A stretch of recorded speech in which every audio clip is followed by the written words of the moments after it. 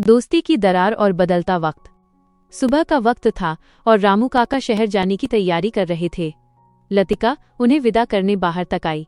उसने कहा, रामू काका, अब जल्दी कीजिए वरना आपकी ट्रेन छूट जाएगी। रामू काका ने झिझकते हुए पूछा, बेटी लतिका, क्या तुझे यकीन है कि तू 3 दिन तक इस घर में अकेली रह लेगी? मेरा मन नहीं मान रहा।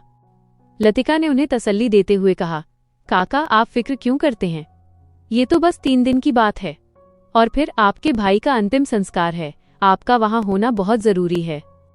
रामू काका बुदबुदाए, वैसे तो बरसों हो गए हमें एक दूसरे से बात किए, पर जाना तो पड़ेगा। अच्छा लतिका, एक बात बता, उस पार्टी वाले दिन तेरे और कार्तिक के बीच कुछ हुआ था क्या? लतिका ने नजरें चुराते हुए कहा, कार्तिक और मेरे बीच? नहीं काका, कुछ भी तो नहीं।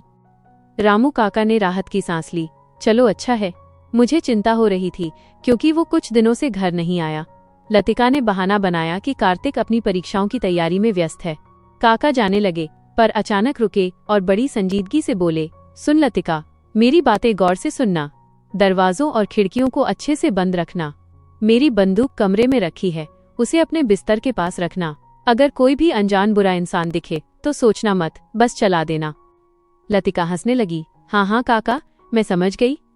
काका ने आगे कहा, एक और बात, अगर वो लड़का कार्तिक यहाँ आए तो अंधेरा होने से पहले उसे वापस भेज देना, और अगर वो जाने से मना करे या तेरा पीछा करे तो फावड़े से उसका सिर फोड़ देना। समझ गई? लतिका हैरान रह गई, काका, ये तो कुछ ज्यादा ही हो गया। काका ने गंभीर होकर कहा, मैंने उस दिन उसकी आंखों में देखा था, वो लड़का अब बड़ा हो चुका है। जिस तरह से वो तुझे देख रहा था, मुझे तो इस वक्त सबसे खतरनाक वही लग रहा है। काका चले गए और लतिका सोचने लगी कि अब उसे 3 दिन इस सन्नाटे में अकेले बिताने हैं। दूसरी तरफ कार्तिक के पास लतिका का खत पहुंचा। खत पढ़कर कार्तिक का चेहरा उतर गया। उसमें लिखा था, तारांकन कार्तिक, आज तुम कोठी पर मत आना। रामू काका शहर गए हैं और मैंने तय किया है कि मैं अपनी सहेलियों के साथ लाइब्रेरी में पढ़ूंगी। मैं शाम तक लौट आऊंगी, इसलिए मेरा इंतजार मत करना। कार्तिक सोचने लगा कि पिछले कुछ दिनों से लतिका इसी तरह के बहाने बना रही है। कभी वो बगीचे में काम करने की बात कहती है तो कभी लाइब्रेरी जाने की। कार्तिक को एहसास हुआ कि लतिका उसे नजरअंदाज कर रही है। उसने मेज पर जोर से हाथ मारा। वो खुद को कोसने लगा, मैं कितना बुज़दिल हूँ। मैंने उससे वादा किया था कि मैं उसे प्रोटेक्ट करूंगा, पर उस रात पार्टी में मैंने उसे बिल्कुल अकेला छोड़ दिया। अगर ऐसा ही रहा तो मैं लतिका को हमेशा के लिए खो दूंगा। मैं अब और नहीं रुक सकता, मुझे अभी उससे मिलना होगा। कार्तिक तुरंत लतिका के घर की ओर निकल पड़ा। वहां पहुंचकर उसने देखा कि लतिका आंगन में कपड़े सुखा रही थी। दोनों अंदर जाकर बैठे। कार्तिक ने फौरन माफी मांगी, लतिका, मुझे माफ कर दो, जो कुछ हुआ वो मेरी गलती थी। लतिका ने धीमे से कहा, कार्तिक, तुम माफी क्यों मांग रहे हो, बल्कि मुझे माफ कर दो कि मैंने तुमसे झूठ बोला। कार्तिक भावुक होकर बोला, मैं जानता हूं तुम मुझसे नाराज हो। मैंने कहा था कि तुम इंतजार करो और मैं लौट आऊंगा, पर मैं नहीं आ सका।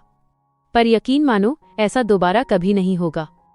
लतिका ने उसे देखते हुए कहा, कार्तिक, मैं उस बात के लिए तुमसे नाराज नहीं हूं। कार्तिक ने उलझन में पूछा, तो फिर तुम मुझसे दूर क्यों भाग रही हो? लतिका चुप हो गई। वो सोच रही थी कि कार्तिक एक अलग दुनिया से ताल्लुक रखता है। बचपन में जब लतिका दुखों से घिरी थी, तब कार्तिक ही पहला इंसान था जिसने उस पर दया दिखाए बिना उसे अपना दोस्त बनाया था। कार्तिक के साथ बिताया हर पल उसके लिए रामू काका से मिलने जितना ही कीमती था। उसे याद आया जब वो पहली बार कार्तिक को अपने काका से मिलाने ले गई थी। लतिका के मन में एक ही सवाल गूंज रहा था, क्या एक बच्चे का बड़ा होना इतना जरूरी है? पार्टी से लौटते समय जो उदासी उसके मन में बैठी थी, वो आज भी कम नहीं हुई थी। वो समझ गई थी कि वक्त बदल चुका है और उनकी मासूम दोस्ती अब वैसी नहीं रही। अध्याय 60, बेकाबू भावनाएं और अनकहा फासला। लतिका ने गहरी सांस ली और खुद को मजबूत किया। उसने तय कर लिया था कि अपने सबसे खास दोस्त के भविष्य के लिए उसे ही कठोर कदम उठाना होगा। उसने कार्तिक की आंखों में देखते हुए धीरे से कहा, कार्तिक, मुझे लगता है कि अब हमें एक दूसरे से थोड़ी दूरी बना लेनी चाहिए। यह सुनकर कार्तिक को मानो बिजली का झटका लगा। वो हकबकाया सा बोला, दूरी? तुम्हारा क्या मतलब है लतिका? क्या ये सब तुम इसलिए कह रही हो क्योंकि उस दिन पार्टी में जो कुछ हुआ उससे तुम परेशान हो? लतिका ने नजरें झुका लीं। हाँ कार्तिक, मुझे लगता है कि हमारे लिए यही सही रहेगा। इसी तरीके से हम शायद लंबे समय तक दोस्त बने रह सकते हैं। कार्तिक का चेहरा लाल हो गया। ये कैसी बेतुकी बात है लतिका? अगर हम दूरी बना लेंगे तो दोस्ती कैसे बचेगी? तुम्हारी ये बात बिल्कुल भी समझ में नहीं आ रही। लतिका ने अपनी रुलाई रोकते हुए कहा, नहीं कार्तिक, ये मेरी सच्ची भावना है। मैं तुम्हें कभी खोना नहीं चाहती, इसलिए ये फैसला ले रही हूँ। कार्तिक ने तुरंत लतिका का हाथ अपने हाथ में लिया और मजबूती से कहा, और मैं भी तुम्हें कभी नहीं खोना चाहता। दुनिया में इतने सारे लोग हैं, उनके लिए हम क्यों बदलें? मैं तुमसे कभी दूर नहीं जाऊंगा, चाहे वजह जो भी हो। लतिका ने मन ही मन सोचा, कार्तिक, हम दोनों की भलाई इसी में है कि अब हम अपनी मासूमियत छोड़कर बड़े एडल्ट बन जाएं। वो वहां से उठ खड़ी हुई और बात टालते हुए बोली, दोपहर के खाने का वक्त हो गया है, चलो लंच कर लेते हैं। कार्तिक वहीं बैठा रह गया, उसके पास कहने को अब कोई शब्द नहीं बचे थे। अगले दृश्य में हम अमलतास महल के आलीशान बरामदे में आर्यन को देखते हैं। वही सुनहरी चिड़िया कैनरी उसके हाथों के पास फुदक रही थी और मधुर स्वर में गा रही थी। वहां बैठा रजत राइड उस चिड़िया को हैरानी से घूर रहा था। वो सोच रहा था कि इतनी चिलचिलाती गर्मी में भी आर्यन ने अपना फैंसी सूट पहन रखा है और वो उस चिड़िया के साथ ऐसे खेल रहा है जैसे उसे दुनिया की कोई परवाह न हो। आर्यन जैसे सख्त इंसान के चेहरे पर ऐसे कोमल भाव देखकर रजत को यकीन नहीं हो रहा था। रजत ने दबी आवाज में काव्या से कहा, काव्या, तुम अपनी सगाई पर पीले येलो रंग का जोड़ा क्यों नहीं पहनती? मुझे लगता है आर्यन को ये रंग बहुत पसंद आएगा, आखिर वो उस चिड़िया को भी तो इतना पसंद करता है। काव्या ने चिढ़कर जवाब दिया, बिल्कुल नहीं, मुझे पीले रंग से नफरत है, और वैसे भी ये चिड़िया तो बस कुछ वक्त का शौक है। रजत ने हंसते हुए कहा, हमारे समाज में तुम सबसे ताकतवर महिला बनने वाली हो, पर सच कहूं तो तुम पर पीला रंग जंचेगा भी नहीं। भविष्य में तुम वो रानी बनोगी जो सबको पीछे छोड़ देगी, इसलिए तुम्हें अपने दिखावे पर ध्यान देना चाहिए। काव्या ने उसे टोकते हुए कहा, रजत, तुम फिर शुरू हो गए। रजत ने बात आगे बढ़ाई, छोड़ो, सब यही कह रहे हैं कि तुम आर्यन की पत्नी बनकर एक राजकुमारी जैसा जीवन जियोगे। तभी काव्या ने मजाक में रजत के हाथ में सिलाई की सुई चुभा दी और उसे शांत रहने को कहा। रजत ने फिर आर्यन से पूछा, वैसे आर्यन, तुम सेना मिलिट्री से कब इस्तीफा दे रहे हो? मेरा मतलब है, सगाई के बाद क्या तुम खानदानी बिजनेस नहीं संभालोगे? आर्यन ने शांति से जवाब दिया, अभी कुछ तय नहीं है, 1-2 साल और सेना में रहना बुरा नहीं होगा। रजत हैरान था कि आर्यन अपनी जिम्मेदारियों के बजाय देश की सेवा को प्राथमिकता दे रहा था। अचानक आर्यन उठा और उस चिड़िया को पिंजरे में बंद कर दिया। उसने कहा, तुम दोनों यहीं बैठकर बात करो, मुझे पुरानी कोठी एनेक्स बिल्डिंग में कुछ काम है, मैं रात तक वहीं रहूंगा। कोठी की तरफ जाते हुए आर्यन के मन में विचारों का बवंडर चल रहा था। उसने सोचा, तारांकन, अचानक कोठी जाने की इच्छा क्यों हुई? मैं वहां काम का बहाना लेकर जा तो रहा हूं, पर मैं अचानक उस रास्ते पर क्यों रुक गया जो सीधे माली की कुटिया की तरफ जाता है? आर्यन के चेहरे पर गुस्सा और उलझन एक साथ थे। उसने खुद से कहा, तारांकन, मुझे उन भावनाओं से सख्त नफरत है जो मेरे काबू में नहीं होती। मैं चाहता हूं कि इस दुनिया की हर चीज मेरे नियंत्रण में हो, पर ये भावनाएं, ये मेरे ही खिलाफ जा रही हैं। अध्याय 61, जंगल की आग और बेकाबू धड़कने। अमलतास महल की परछाइयां लंबी होती जा रही थीं। आर्यन पुरानी कोठी की ओर बढ़ रहा था, पर उसका मन अशांत था। वो खुद से सवाल कर रहा था, तारांकन, आखिर ऐसा कब से होने लगा? मैं उस लड़की को देखने के ख्याल से इतना पागल कैसे हो सकता हूँ? मुझे हर पल बस यही इच्छा होती है कि वो अपनी उन मासूम आंखों से सिर्फ मुझे देखे। उसके अंदर एक ऐसी तपन बढ़ रही थी जो उसके काबू से बाहर थी। उसे लग रहा था कि वो भावनाओं के उस चक्रव्यूह में फंस गया है जहां से निकलने का कोई रास्ता नहीं था। तभी उसे घने पेड़ों के बीच से एक चीख सुनाई दी। पेड़ की एक ऊंची टहनी से लतिका लटकी हुई थी और नीचे उसका एक जूता गिरा पड़ा था। वो एक नन्ही चिड़िया के बच्चे को उसके घोंसले में वापस रखने चढ़ी थी, पर उतरते समय उसका पैर फिसल गया।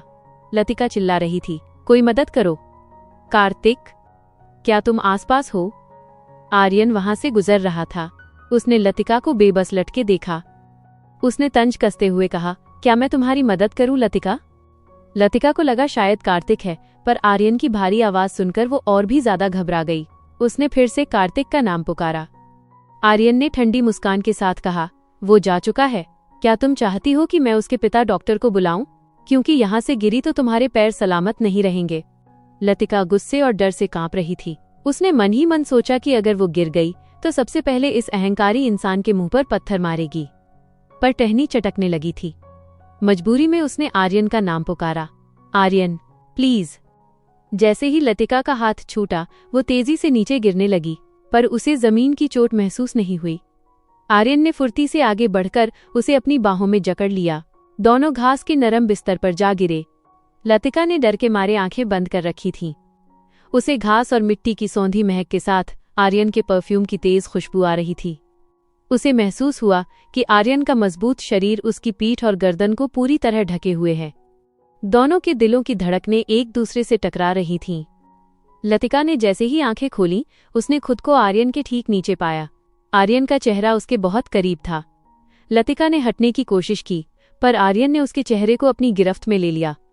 उसकी आंखों में एक ऐसी आग थी जिसे लतिका समझ नहीं पा रही थी।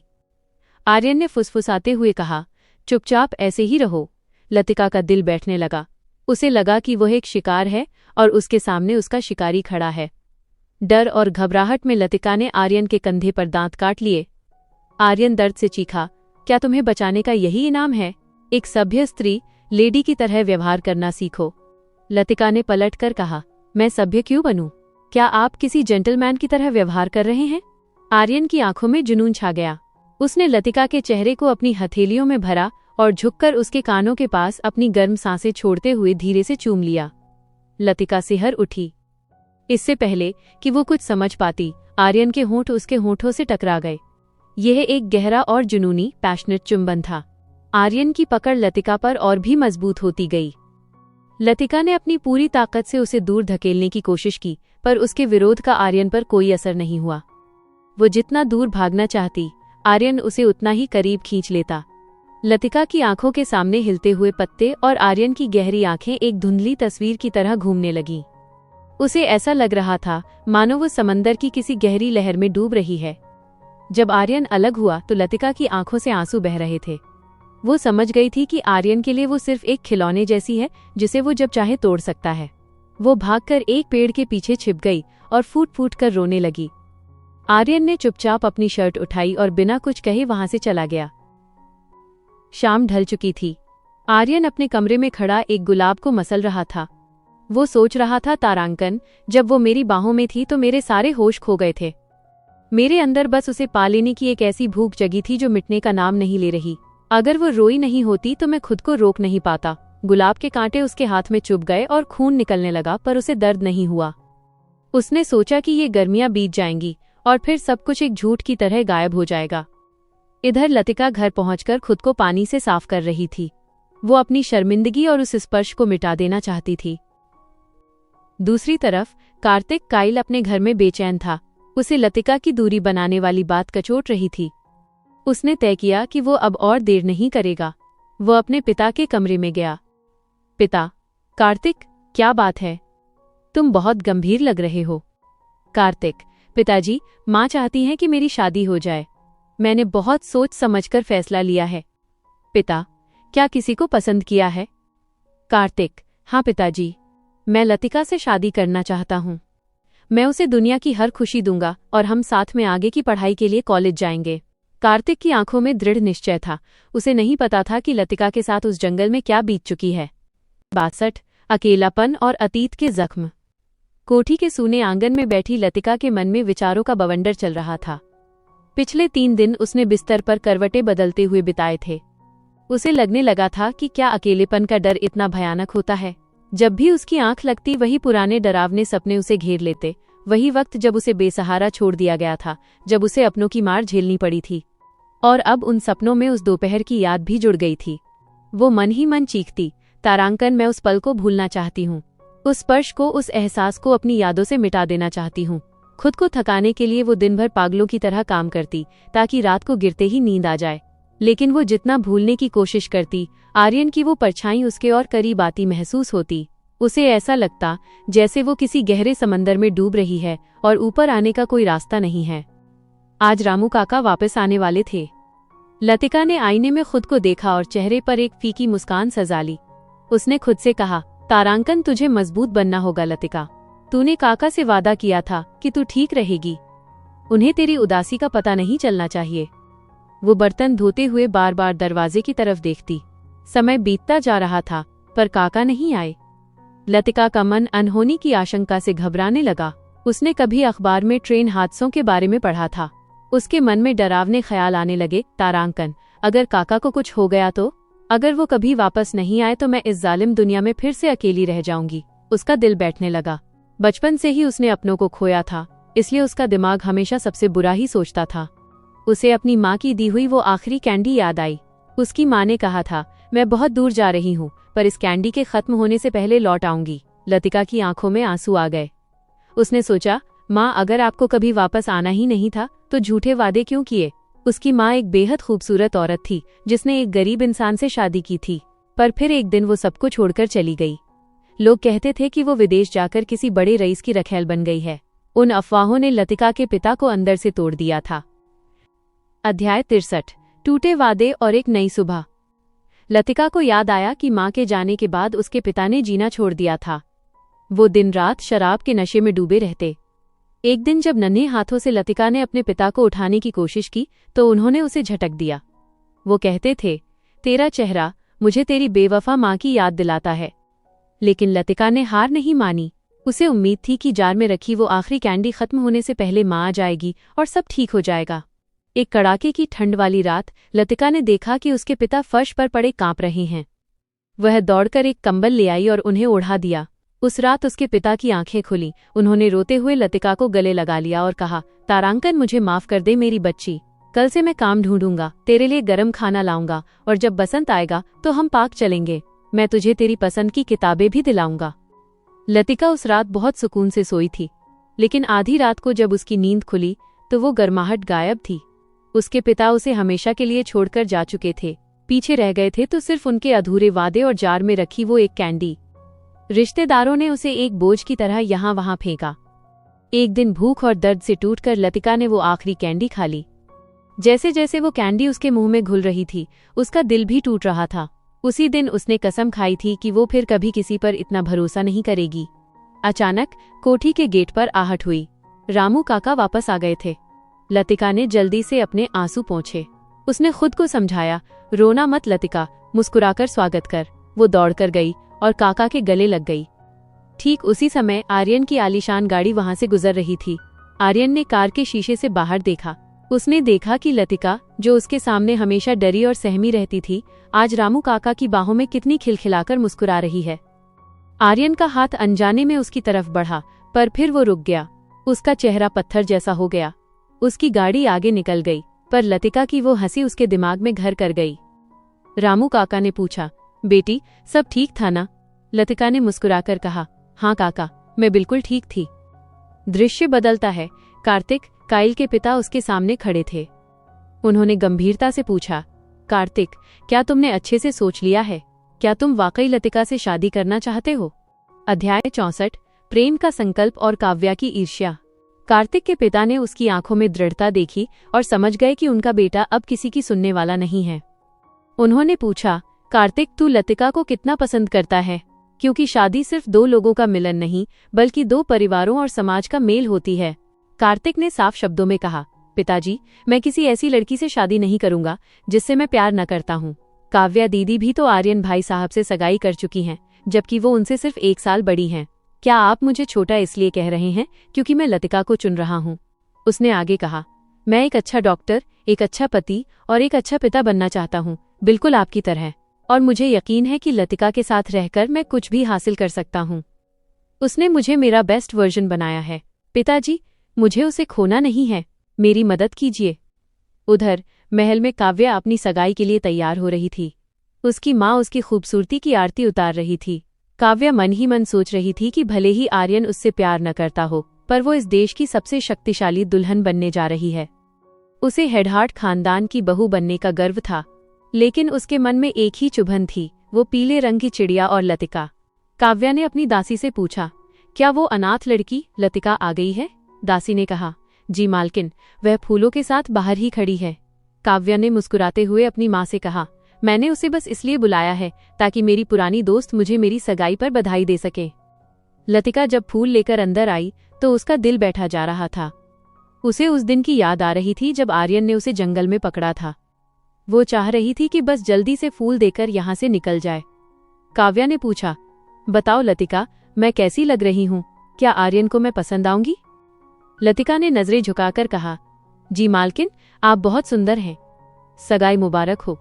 काव्या ने जीत की मुस्कान के साथ एक सोने का सिक्का लतिका की ओर उछाल दिया।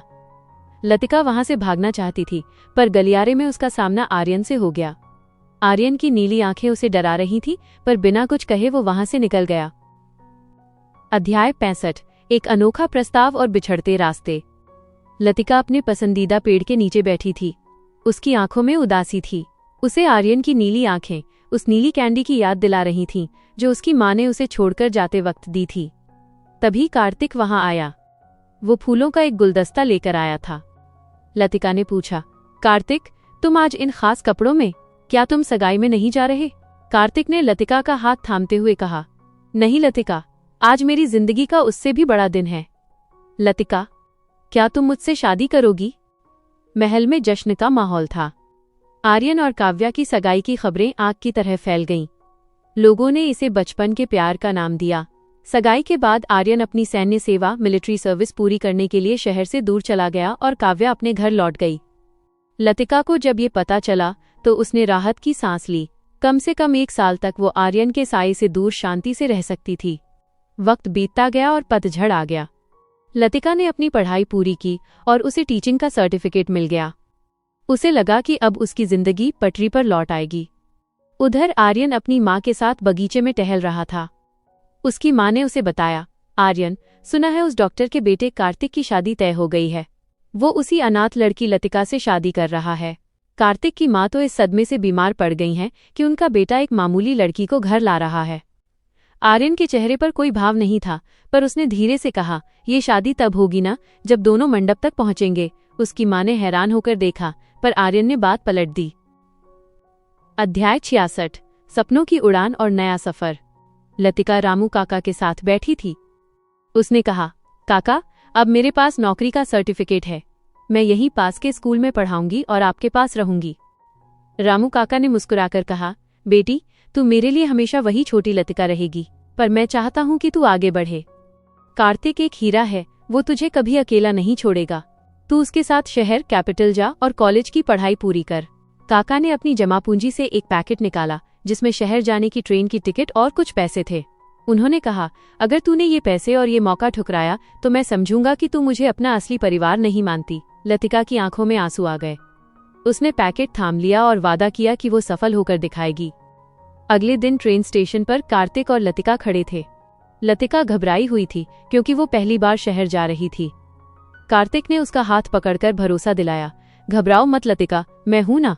ट्रेन में चढ़ने से पहले लतिका रुकी और उस दिन को याद किया जब वो बरसों पहले अकेले इस स्टेशन पर उतरी थी। आज उसके पास खोने के लिए बहुत कुछ था और पाने के लिए एक नई दुनिया। उसे उम्मीद थी कि अब उसकी जिंदगी में आर्यन जैसा कोई अंधेरा नहीं आएगा। अध्याय 67। अनचाही मुलाकात और यादों का साया। कहानी में एक बड़ा मोड़ आता है। आर्यन, जिसने पहले तय किया था कि वो अपनी सैन्य सेवा मिलिट्री सर्विस को 1 साल और बढ़ाएगा, अचानक अपना मन बदल लेता है। वो अपनी हेडहार्ट फैमिली का मुखिया होने का हवाला देकर डिस्चार्ज की अर्जी डाल देता है। उसके सीनियर ऑफिसर उसे एक बेहतरीन फौजी मानकर रोकना चाहते थे, लेकिन वे जानते थे कि आर्यन जैसे ऊंचे रसूख वाले शख्स को मजबूर नहीं किया जा सकता। अपनी जिम्मेदारियों से मुक्त होकर आर्यन जैसे ही शहर के मुख्य केंद्र लैटिस पहुंचता है, उसकी नजर अचानक भीड़ में एक जानी पहचानी लड़की पर पड़ती है। वह लतिका थी। आर्यन ठिठक गया। उसने अपनी कैप ठीक की और अपने सेवक से कहा, तुम कोठी चलो, मैं बाद में आऊंगा। उधर लतिका शहर की खूबसूरती देख मंत्रमुग्ध थी। ये उसका शहर में पहला दिन था। कार्तिक की सलाह पर वो नेचुरल हिस्ट्री म्यूजियम देखने आई थी। वो सोच रही थी, कार्तिक ने सच कहा था, यह जगह किसी स्वर्ग से कम नहीं है। उसने आरामदायक जूते पहने थे, हाथ में एक नोटबुक थी और दिल में नई उमंग।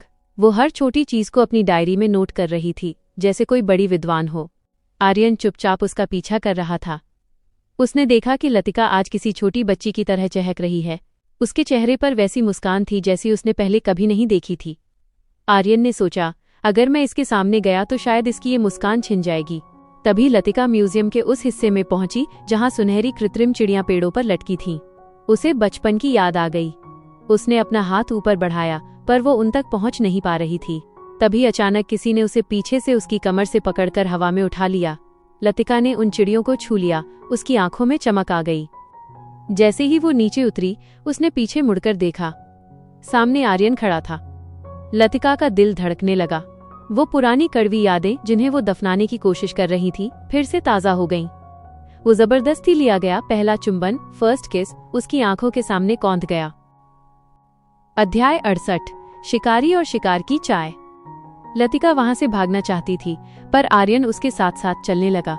वह लतिका को उसी कैफे में ले गया जहां वो पहले कार्तिक के साथ आई थी। लतिका ने डरते हुए कहा, आर्यन साहब, आपसे मिलकर खुशी हुई, पर अब मुझे जाना होगा। आर्यन ने साफ शब्दों में कहा, अगर तुम जा रही हो तो मैं यहीं रुकूंगा। लतिका जानती थी कि आर्यन अपनी बात का पक्का है। वो नहीं चाहती थी कि सार्वजनिक जगह पर कोई तमाशा हो, इसलिए वो उसके साथ बैठने को मजबूर हो गई। आर्यन ने पूछा, तुम यहाँ शहर में क्या कर रही हो? लतिका ने जवाब दिया, मैं कॉलेज की प्रवेश परीक्षा एंट्रेंस एग्जाम देने आई हूँ। आर्यन के मन में हलचल मच गई। उसने सोचा कि शायद लतिका ने कार्तिक का प्रस्ताव स्वीकार कर लिया है, इसीलिए कार्तिक के पिता अब उसकी पढ़ाई का खर्च उठा रहे हैं। आर्यन ने गुस्से और नफरत भरे स्वर में कहा, मुझे इन सब पुरानी चीजों में कोई दिलचस्पी नहीं है लतिका। लतिका ने मासूमियत से पूछा, तो क्या आप यहाँ मुझसे इत्तेफाक से मिले? आर्यन ने उसकी आंखों में आंखें डालकर कहा, नहीं, ये कोई इत्तेफाक नहीं था। मैं जानता था कि तुम यहाँ हो। लतिका सन्न रह गई। उसने सोचा कि ये आदमी उससे इतनी नफरत करता है, फिर भी उसका पीछा क्यों कर रहा है। उसने कहा, साहब, मैं एक मामूली अनाथ लड़की हूँ, मुझे आपकी ये मेहरबानी नहीं चाहिए। आर्यन ने कड़वाहट से कहा, मेहरबानी? सच तो यह है लतिका कि मैं अपने पूरे दिल से तुमसे नफरत करता हूँ। लतिका ने अपनी ठंडी पड़ चुकी चाय को एक ही सांस में खत्म किया और बैग से कुछ पैसे निकालकर मेज पर रख दिए। आर्यन ने उन सिक्कों को देखकर पूछा, ये क्या है? लतिका ने स्वाभिमान के साथ कहा, ये उस चाय के पैसे हैं जो मैंने अभी पी। मैं आपसे एक कप चाय का एहसान भी नहीं लेना चाहती, आर्यन साहब। ये कहकर लतिका वहां से तेजी से निकल गई, लेकिन उसे एहसास था कि उसका शिकारी अब भी उसके ठीक पीछे खड़ा है। आर्यन उन सिक्कों को घूरता रह गया। उसकी नफरत अब एक नए जुनून में बदल रही थी। 70, स्वाभिमान का सौदा और कड़वे आंसू। कैफे का माहौल तनावपूर्ण था। लतिका ने जब साफ कह दिया कि वो आर्यन से एक कप चाय का एहसान भी नहीं लेगी, तो आर्यन की आंखों में ठंडी चमक उठी। लतिका अपना सिर झुकाए खड़ी थी। आर्यन ने कड़क आवाज में कहा, अपना सिर ऊपर करो लतिका। मैं नहीं करूंगी, लतिका ने दबी आवाज में पर दृढ़ता से कहा। मैंने कहा अपना सिर ऊपर करो। आर्यन का स्वर और गहरा हो गया। लतिका ने हिम्मत जुटाकर उसकी आंखों में देखा। आप मुझे हुक्म नहीं दे सकते। मैं आपकी कोई दासी मेड नहीं हूं। कोठी में रहने का मतलब ये नहीं है कि मैं आपकी गुलाम हूं। आर्यन कुछ पल के लिए खामोश हो गया। उसने पूछा, तो फिर तुम कौन हो? लतिका को वही पुराना दिन याद आ गया जब आर्यन ने उसकी सैंडल छीनकर उसे रुलाया था। उसने आर्यन के ही शब्द दोहराए, मैं कुछ भी नहीं हूं, जैसा आपने कहा था। आर्यन बिना कुछ बोले मेज पर रखे उन सिक्कों को उठाने लगा जो लतिका ने चाय के बदले दिए थे। उसने उन सिक्कों को लतिका की ओर ऐसे उछाला जैसे कोई किसी को नीचा दिखाता है। उसने अपनी जेब से कुछ और सोने के सिक्के निकाले और लतिका के सामने फेंकते हुए कहा, इन्हें भी रख लो। तुमने कहा न कि तुम मेरी दासी नहीं हो, तो ये तुम्हारे उस वक्त की कीमत है जो मैंने बर्बाद किया। जब तुम काव्या के दिए पैसे चुपचाप रख लेती हो, तो इन्हें भी एक गरीब अनाथ को मिलने वाले दान की तरह स्वीकार कर लो। आखिर उस इंसान कार्तिक से शादी के लिए हाँ कह देना जो तुम पर सिर्फ तरस खाता है, ये भी तो एक तरह का सौदा ही है। लतिका की आंखों से बेबसी के आंसू छलक पड़े। आर्यन वहां से चला गया, पर उसके शब्द लतिका के दिल को छलनी कर गए।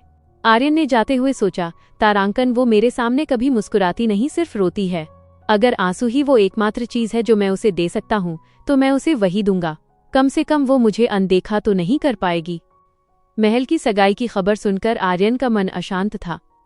वो चाहता था कि लतिका उसकी दुनिया से एक टूटे हुए पत्ते की तरह गायब हो जाए, पर उसी पल वो खुद को उसकी ओर खिंचता हुआ भी महसूस कर रहा था।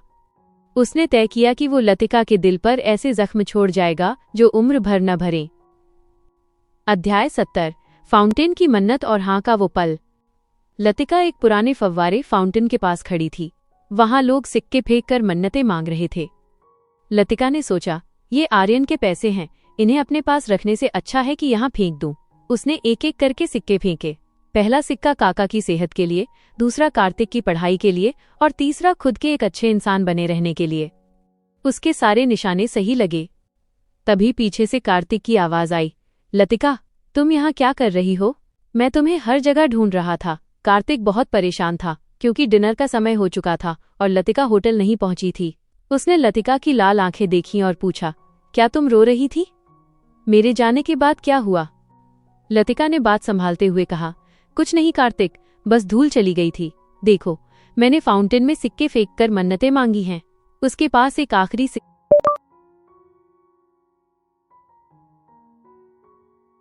मांगी। मैं फिर कभी उस इंसान आर्यन की शक्ल न देखूं, पर इस बार सिक्का निशाने से चूक गया और नीचे गिर गया। लतिका का मन घबरा गया। अगले दिन कार्तिक का एग्जाम था। दोनों घूमते हुए भविष्य की बातें करने लगे। कार्तिक ने मजाक में कहा, तुम्हारे होने वाले पति को इतना काबिल तो होना ही चाहिए। लतिका ने उसे देखते हुए पूछा, कार्तिक, क्या तुमने कभी सोचा है कि पति पत्नी बनकर रहना कैसा होगा? हम तो बचपन के दोस्त हैं, क्या ये अजीब नहीं लगेगा? कार्तिक का चेहरा लाल हो गया, पर उसने संजीदगी से कहा, किसी अजनबी से शादी करने से तो बेहतर ही है। लतिका ने मासूमियत से बच्चों और परिवार की बातें की, जिससे कार्तिक इतना शर्मा गया कि उसने लतिका के मुंह में आइसक्रीम ठूस दी। तभी लतिका ने पूछा, तुम मुझसे शादी क्यों करना चाहते हो? क्या मुझ पर तरस खाकर? कार्तिक रुक गया और उसका हाथ थामकर बोला, लतिका, मैं इतना बड़ा गधा नहीं हूं जो तरस खाकर शादी करूं। मैं तुमसे प्यार करता हूं, बस यही एक सच है। तुमने मुझे कितनी बार ठुकराया है, फिर भी मैं तुम्हारे पीछे हूं। तरस तो तुम्हें मुझ पर खाना चाहिए। लतिका को एहसास हुआ कि कार्तिक ही वो इंसान है जो उसके जीवन के अंधेरे को रोशनी में बदल सकता है। कार्तिक ने हमेशा की तरह अपना रोज का रूटीन दोहराया, चलो शादी कर लेते हैं। उसे लगा था लतिका फिर मना कर देगी, पर लतिका ने धीरे से कहा, हाँ कार्तिक, चलो शादी कर लेते हैं। कार्तिक के हाथ से आइसक्रीम गिर गई। उसे यकीन नहीं हुआ। उसने लतिका को गोद में उठाकर गोल गोल घुमाया। उस रात कार्तिक ने एक खूबसूरत भविष्य का सपना देखा। इसी खुशी में उसका एग्जाम भी बहुत अच्छा गया। वापस कोठी लौटने पर खबर मिली कि आर्यन मिलिट्री से वापस आ रहा है। लतिका ने सोचा, तारांकन, शायद ये अच्छा ही है। वो कोठी आएगा और मैं कार्तिक के साथ शहर चली जाऊंगी। हमारे रास्ते अब कभी नहीं मिलेंगे। उधर आर्यन का सामान पैक हो चुका था। वो वापस लौट रहा था, पर इस बार उसके इरादे पहले से कहीं ज्यादा खतरनाक थे। अध्याय 71, सपनों की उड़ान और पुरानी यादें। पोस्टमैन रामू काका के दरवाजे पे दस्तक देता है। उसके हाथ में एक लिफाफा था, लतिका का यूनिवर्सिटी एडमिशन लेटर। रामू काका की आंखों में खुशी के आंसू आ गए। उन्होंने गर्व से कहा, देखो, मेरी लतिका का दाखिला उस यूनिवर्सिटी में हो गया है जहां बड़े बड़े रईसों के बच्चे भी मुश्किल से जा पाते हैं। पोस्टमैन भी खुश था, उसने लतिका को बचपन से देखा था। काका अकेले बैठकर उस लेटर को निहारते रहे। उन्हें वो दिन याद आया जब एक छोटी सी बच्ची डरी सहमी सरहद पार कर उनके पास आई थी। तब काका को खुद पर भरोसा नहीं था कि वे एक बच्ची को पाल पाएंगे, पर आज वही बच्ची उनका अभिमान बन गई थी। तभी लतिका जंगल से वापस आई। काका ने उसका वही पुराना फटा हुआ बैग देखा जो उन्होंने उसे बरसों पहले दिया था। काका ने झिड़कते हुए कहा, लतिका, इस पुराने थैले को कब फेंकेगी? ये अब बोलता होगा कि मेरा काम पूरा हो गया, मुझे मुक्ति दो। लतिका ने मुस्कुराकर कहा, काका, इसके बिना मुझे अकेलापन लगता है। ये सिर्फ बैग नहीं, आपकी दी हुई पहली निशानी है। काका ने उसे लेटर थमाया। लतिका खुशी से उछल पड़ी, काका, आखिरकार मैंने कर दिखाया। वो काका के गले लग गई और रोते हुए बोली, अगर आप न होते तो मैं आज यहाँ न होती। काका ने उसे संभाला। वे जानते थे कि लतिका खुशियों में भी रोने लगती है। उन्होंने फैसला किया कि अगले हफ्ते वे दोनों साथ में शहर लैटिस जाएंगे। काका उसे दुनिया दिखाना चाहते थे, नए जायके चखाना चाहते थे, क्योंकि जल्द ही वो उनसे दूर जाने वाली थी। उधर कार्तिक ने भी उसे खत लिखा कि वो बहुत खुश है। उसने ये भी बताया कि उसकी माँ मिसेज इटमैन अब आधिकारिक रूप से लतिका से मिलना चाहती हैं। लतिका घबरा गई, क्योंकि वो जानती थी कि कार्तिक की माँ इस रिश्ते के खिलाफ थी। कार्तिक ने उसे तसल्ली दी, चिंता मत करो लतिका, हम उन्हें दिखा देंगे कि हम साथ में कितने खुश हैं। एक दिन वो हमें आशीर्वाद जरूर देंगी। अध्याय 72, दिखावे की मिठास और नफरत की आग। अमलतास महल में हलचल तेज थी। आर्यन मैथ्यूस वापस आ गया था। कोठी के सभी नौकर कतार में खड़े थे। लतिका भी रामू काका के साथ वहीं खड़ी थी। तभी आर्यन अपनी गाड़ी से उतरा। उसकी माँ ने देखा कि वो हाथ में एक छोटा पिंजरा लिए हुए है, जिसमें वही सुनहरी चिड़िया कैनरी थी। दादी ने हैरानी से कहा, आर्यन, तुमने तो कभी कुत्ता भी नहीं पाला, फिर इस चिड़िया से इतना मोह। आर्यन की नजरें भीड़ में खड़ी लतिका पर जाकर ठहर गईं। उसने कहा, दादी, मेरे लिए बस एक ही काफी है। उसके शब्दों में छिपा इशारा सिर्फ लतिका समझ सकती थी। शाम को लतिका कार्तिक के घर पहुंची। वो बहुत नर्वस थी, पर कार्तिक ने उसका हौसला बढ़ाया। कार्तिक की माँ ने ऊपर से मुस्कुराकर स्वागत किया। लतिका उनके लिए ताज़ा आड़ू पीचेस लेकर आई थी। खाना खाते समय सब बातें कर रहे थे, पर कार्तिक की माँ के मन में कुछ और ही चल रहा था। उन्हें याद आया जब उन्हें इस रिश्ते का पता चला था। वो अपने पति पर चिल्लाई थीं, आप एक मामूली अनाथ लड़की को अपनी बहू कैसे बना सकते हैं? समाज हमारे बारे में क्या कहेगा? उनके पति ने समझाया था कि अब जात-पात और हैसियत का जमाना जा रहा है, पर मिसेज इटमैन की सोच नहीं बदली। उन्हें लतिका के खूबसूरत चेहरे, उसके सलीके और उसकी हर बात से चिढ़ थी। उन्हें लगता था कि लतिका ने अपनी खूबसूरती के जाल में उनके बेटे को फंसा लिया है। उन्होंने मन ही मन तय कर लिया, तारांकन, मैं अपनी फैमिली के लिए ये सब ठीक कर दूंगी। लतिका हमारी बहू कभी नहीं बनेगी। मेज पर उन्होंने लतिका से पूछा, सुना है तुम्हें परिंदों का बहुत शौक है, क्या अभी भी जंगल जाती हो? लतिका ने मासूमियत से हाँ कहा। मिसेज इटमैन को और भी गुस्सा आया कि एक मामूली लड़की बड़े कॉलेज जाने के सपने देख रही है। रात को कार्तिक लतिका को घर छोड़ने निकला। उसने थोड़ी शराब पी रखी थी और वो बहुत खुश था। उसने लतिका का चेहरा अपनी हथेलियों में लिया। माहौल एकदम संजीदा हो गया। कार्तिक लतिका के करीब आने लगा, उसे चूमने के लिए झुका। तभी घने पेड़ों की ओट से कोई उन्हें देख रहा था। आर्यन की बर्फीली नीली आंखें अंधेरे में चमक रही थीं। उसके हाथ की मुट्ठी भिंच गई। उसे ये मंजर बर्दाश्त नहीं था कि कोई और लतिका को छुए। अध्याय 73, अधूरी ख्वाहिशें और महल का बुलावा। कार्तिक जब लतिका को चूमने के लिए झुका तो लतिका ने झिझकते हुए अपना हाथ बीच में रख दिया। बेचारे कार्तिक के अरमानों पर पानी फिर गया।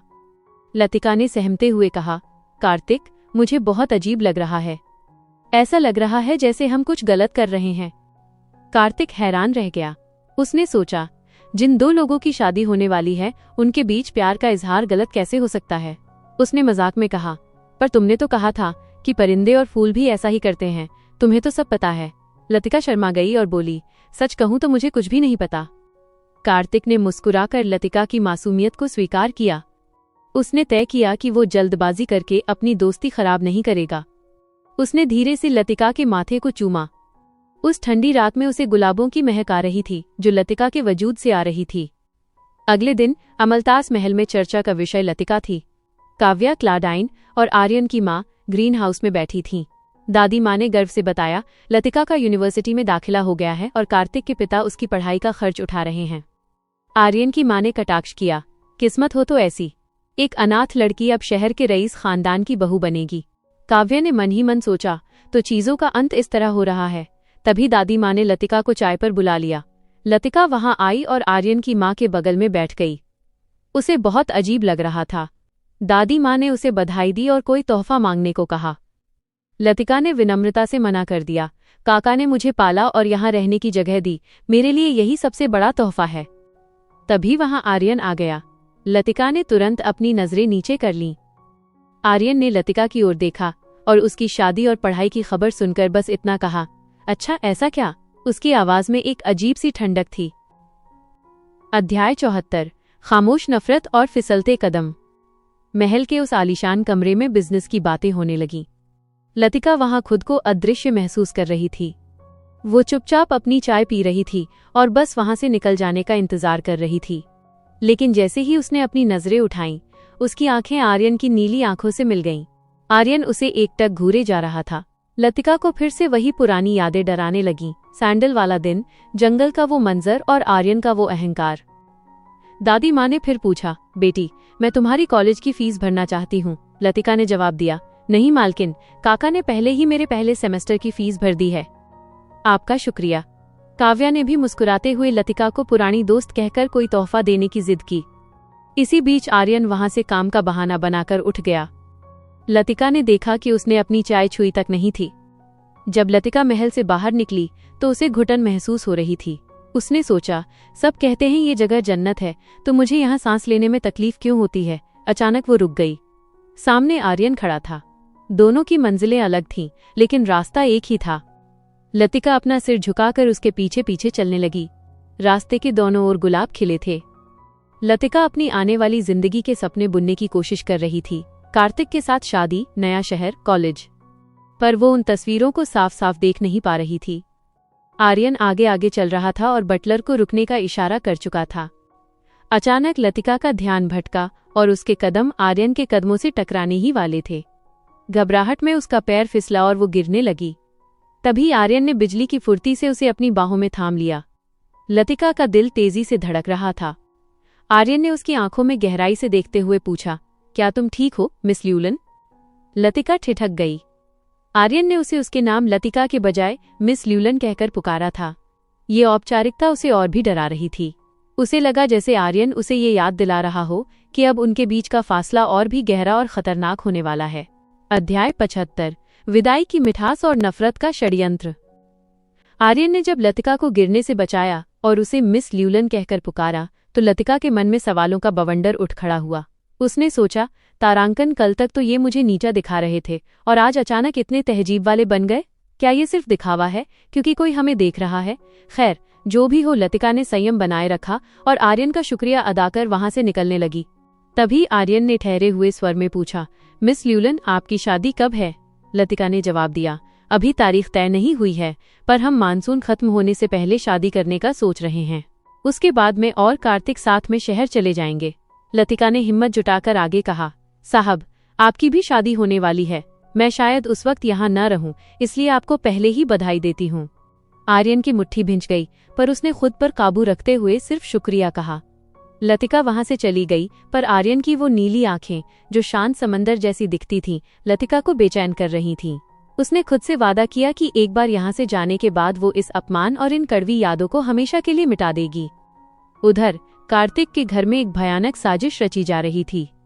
कार्तिक की माँ अपने भाई दानिश से कह रही थी, दानिश, मुझे तुम्हारी मदद चाहिए। लतिका और कार्तिक की शादी रोकने का बस एक ही रास्ता है। दानिश घबरा गया, पर बहन, ये तो चोरी होगी। तुम रामू काका के घर से लतिका की कॉलेज फीस चुराने को कह रही हो? कार्तिक की माँ ने ठंडे दिमाग से उसे अपनी बातों के जाल में फंसाया। दानिश कर्ज में डूबा था। उसने लालच देते हुए कहा, मैं पैसे हमेशा के लिए नहीं रखूंगी, बस कुछ वक्त के लिए गायब कर दूंगी। इससे लतिका का हौसला टूट जाएगा और कार्तिक उससे दूर हो जाएगा। अगर तुम ये करोगे तो मैं तुम्हारा सारा कर्ज चुका दूंगी। दानिश ने अपने परिवार को सड़क पर आने से बचाने के लिए इस पाप में भागीदार बनना स्वीकार कर लिया। अध्याय 76 आधी रात का सन्नाटा और टूटा हुआ भरोसा। आधी रात को दानिश चुपके से रामू काका के घर में घुसा। उसका दिल जोरों से धड़क रहा था। उसे पता था कि काका ने अलमारी के दराज में लतिका की मेहनत की कमाई और कॉलेज की फीस रखी है। उसने दराज खोली और रुपयों से भरा थैला निकाल लिया। उसने सोचा, तारांकन मेरी बहन वाकई बहुत खतरनाक है। बाहर से तो उसने शादी की मंजूरी दे दी, पर पीठ पीछे खंजर घोंप रही है। दानिश हंटिंग ग्राउंड के रास्ते से भागने लगा ताकि कोई उसे देख न सके। अचानक अंधेरे में उसे एक साया दिखा। आर्यन वहां अकेला टहल रहा था। दानिश ठिठक गया। उसने आर्यन को अखबारों में देखा था। वो डर के मारे झाड़ियों में छिप गया और आर्यन के वहां से जाने का इंतजार करने लगा। उधर आर्यन अपनी बालकनी में खड़ा होकर लतिका की बातों को याद कर रहा था। उसे अपनी परफेक्ट लाइफ अब बिखरी हुई सी महसूस हो रही थी। उसे समझ नहीं आ रहा था कि उसे लतिका की इतनी चाहत क्यों है, जबकि वो उससे नफरत करने का दावा करता था। उसने खुद को समझाया, तारांकन, ये बस एक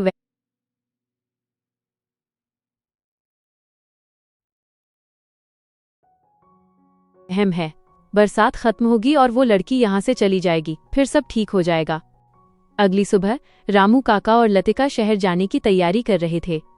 लतिका बहुत उत्साहित थी। वो काका से कह रही थी, काका, हम म्यूजियम भी जाएंगे और वहाँ की मशहूर एप्पल पाई भी खाएंगे। काका ने मुस्कुराते हुए कहा, बिल्कुल चलेंगे बेटी, बस मैं तेरे कॉलेज के कागजात और फीस के पैसे रख लूं। जैसे ही काका ने अलमारी की दराज खोली और बैग निकाला, उनका चेहरा सफेद पड़ गया। बैग एकदम हल्का था। उन्होंने कांपते हाथों से उसे खोला। वो खाली था। लतिका रसोई में कुछ बना रही थी। तभी उसे काका के चीखने की आवाज आई। वो भागकर अंदर गई। काका, क्या हुआ? काका फर्श पर बदहवास बैठे थे। उनके हाथ में खाली बैग था। वे रुआंसे होकर बोले, लतिका, पैसे? कोई हमारी सारी जमा पूंजी और तेरी फीस के पैसे चुरा ले गया। लतिका के पैरों तले जमीन खिसक गई। उसके सारे सपने, उसकी आजादी और उसकी नई जिंदगी की उम्मीद एक पल में ढह गई। उसे समझ नहीं आ रहा था कि इस वीरान जगह पर उनका घर किसने लूटा होगा। तो लतिका के सारे सपने एक पल में बिखर गए हैं। अब देखना ये है कि क्या वो हार मान लेगी या इस साजिश का डटकर मुकाबला करेगी। आपको क्या लगता है? कमेंट्स में अपनी राय जरूर बताएं। अगर आपको ये वीडियो पसंद आया हो तो इसे लाइक करें और अगले एपिसोड के लिए चैनल को सब्सक्राइब करना न भूलें। आप सबके प्यार के लिए बहुत बहुत शुक्रिया। मिलते हैं अगले चैप्टर में।